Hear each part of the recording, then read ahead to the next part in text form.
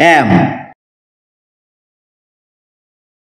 এই শব্দটি বাক্যে ভার্বের ইনট্রানজিটিভ ফর্মে ব্যবহৃত হয়।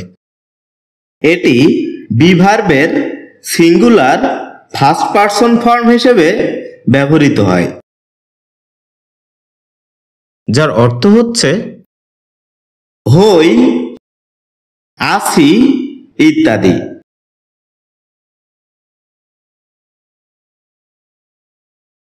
যার উদাহরণস্বরূপ আমরা বলতে পারি আই অ্যাম এ স্টুডেন্ট।